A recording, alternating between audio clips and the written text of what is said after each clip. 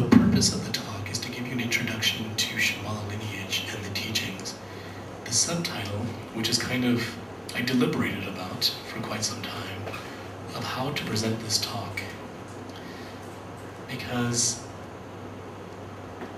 there's an aspect of history and lineage that goes along with Shambhala. So we can even say that the subtitle of this talk, if I was to say a subtitle of this talk, would be the historical lineage roots of Shambhala in India, even though we're talking about Tibetan Buddhism. So part of my talk is to walk you through from the very kind of beginning, in a very overview kind of way, nothing too in-depth, from the origin point of when Shambhala came about to what it means and how it is actually practiced today. So hopefully by the end of my talk you'll have a really good understanding and understand exactly what Shambhala is about, and hopefully that'll spur some questions or further questions. Okay? So in order to have a conversation about Shambhala, we have to first go back to the time of Shakyamuni Buddha. For those of you that have studied Buddha, I'm sure many of you know about the Buddha and kind of how he taught and a little bit about kind of where he's from and how he went on his journey. One of the things that happens when we talk about the Buddha is a lot of times there's this notion, this talk about monotheism, that the Buddha taught to monastics, and he talked to people that were monks, and that obviously he gave instructions about how to live a pious life. There are sort of certain rules. He gave the Eightfold Path, the Four Noble Truths, the foundations of mindfulness. So a lot of his initial followers were, they kind of, in order to follow the Buddha, they became monks. So that becomes popularized a lot, even today, whether it's West or East. There's this popular notion that, oh, maybe I don't have time to become a Buddhist, because even though I might like the actual philosophy of Buddha, I just don't have time to leave my life and become a monastic. That tends to kind of come up a lot. What I want to talk about here is actually the Shambhala teachings are the opposite of that. So at one point in time, when the Buddha was teaching, he was supplicated by a king in northern India, Nepal, whose name was Suchandra. And Suchandra had heard of the Buddha, heard about his great teachings, the wisdom, and everything about who he was, and supplicated him to come speak to him and his cabinet of ministers. And so the Buddha came with his retinue of monks, and he gave him the teachings, talked about the same things that he would talk about with his monastics. And at the end of it, Suchandra, who's also known as Dawasangpo, that's his Tibetan name, but his Indian Sanskrit name is Suchandra. So Suchandra basically said, thank you for the teachings, but I cannot become a monastic. I can't leave my kingdom. I can't leave being a king. So is there anything you can do for me? And it is said at this point in time that the Buddha dismissed his retinue of monks, asked him to leave the room, and he gave Suchandra what is known as the Kala Chakra teachings. This is the first turning. And the Kala Chakra teachings were actually householder practice. And what that means is, he gave a set of teachings that were not intended for monastics. It was actually intended for nobility, kings, workers, carpenters, farmers, anybody that actually wanted to have a practice of meditation incorporated into their daily life, but did not have the ability to leave their daily life and become a monastic. So it is said at this point that after hearing those teachings, Suchandra then actually went in to do some serious study and practice. And there is some notion about how he met with the Buddha maybe a few more times, but then started to change his entire kingdom. And how he changed his kingdom was basically giving these teachings out to his actual subjects. So what ended up happening was And there is some debate in academic and scholastic circles that Shambhala was actually a society. Suchandra actually organized his entire kingdom into a society called Enlightened Society. And all that means is that all of these practitioners were practicing Buddhism as the foundational practice, but there was equality amongst everyone, equanimity. So you didn't have a society or a kingdom that was organized in the same principles as monotheism, or we can say monarchies. It was very much this kind of society where everyone had their place, but they also had their path and practice to enlightenment.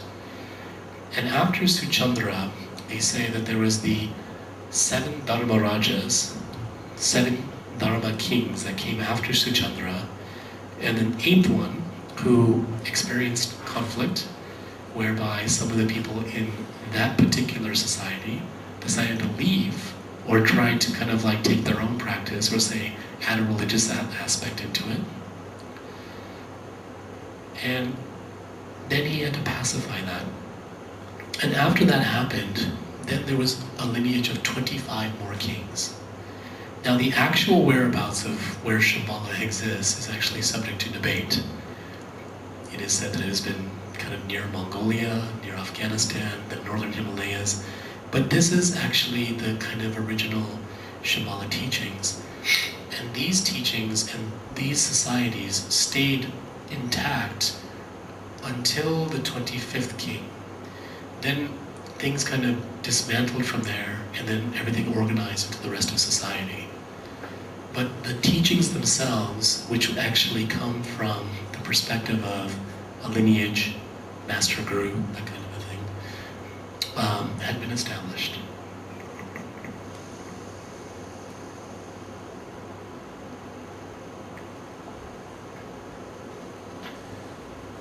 So we can fast forward a little bit, that the next iteration of these teachings came from an Indian saint by the name of Padmasambhava. Now Padmasambhava was born in northwest Pakistan, what is modern day northwest Pakistan, in the land of Udayana. And it is said that he was able to take the teachings of the Buddha and take it to the next step. So I think Padmasambhava, the accounts of his actual physical life are kind of a little bit sketchy in terms of like the actual dates, but it's about 200 years after the Buddha. And what he did was he brought the teachings of attaining enlightenment in one lifetime to people that would actually be open to listen to it.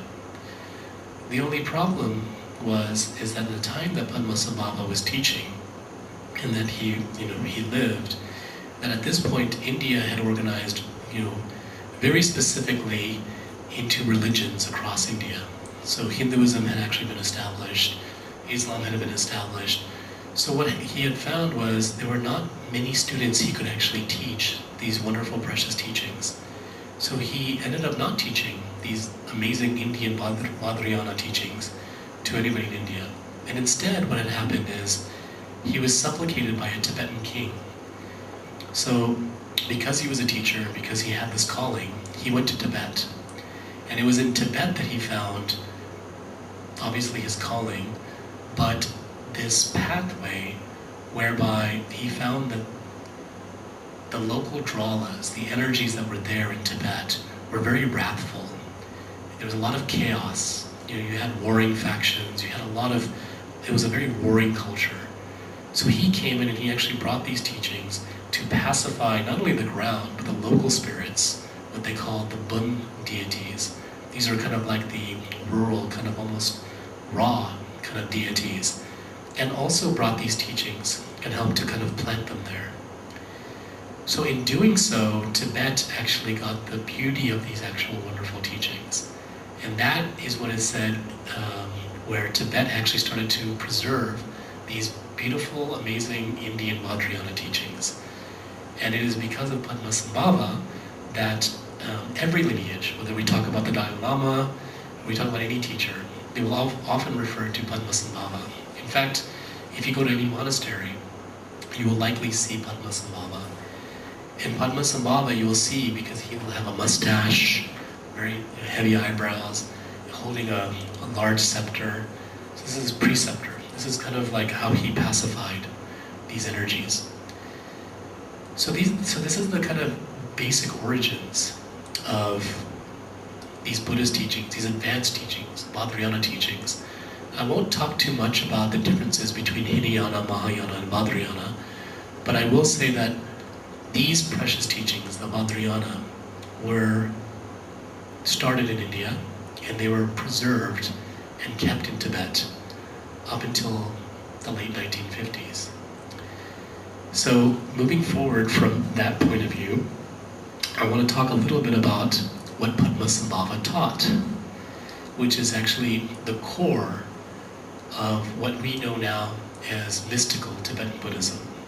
There's always a mystery, for those of you that probably have read a little bit about Tibetan Buddhism, some magic quality, some mystical quality, magic type of mysticism, we can say. And Padmasambhava taught a little bit about that. And there's a term called crazy wisdom, which is a radical concept. And it's not actually so radical, but it is if you consider the context of how a practitioner would actually practice that particular practice. But before I talk about that, I want to talk about something that he realized about the world at this time. And he realized that there was something happening in the world, which he termed as kind of spiritual materialism, we can say. And this term spiritual materialism is something that can mean a lot of different things, but in the context of what we are talking about,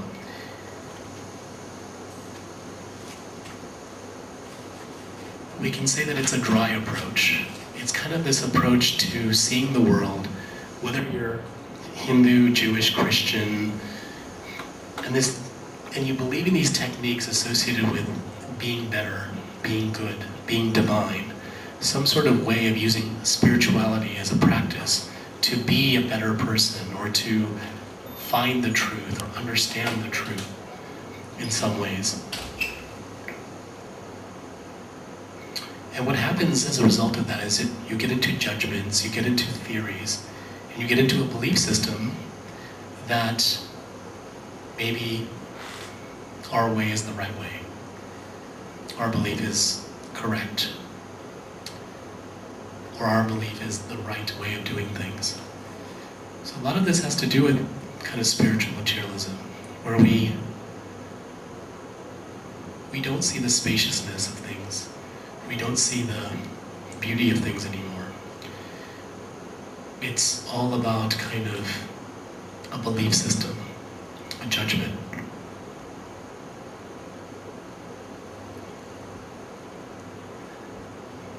We can even say it's like believing certain ways that the world is, and to believe that as to be a truth. You understand me? Do you follow me so far?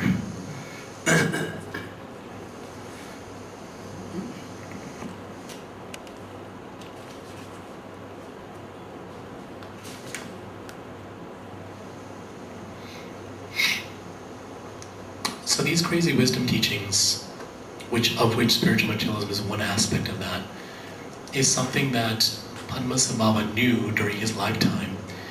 And what he ended up doing was to actually bury these teachings, some of these teachings, and make them secret, only to be rediscovered by special people in future lifetimes, when the world would actually need it, when society would actually require it, that kind of a thing. So I want to fast forward now to Shakyamuni Buddha, this gentleman who wrote this book and many books. It's a book called Journey Without a Goal.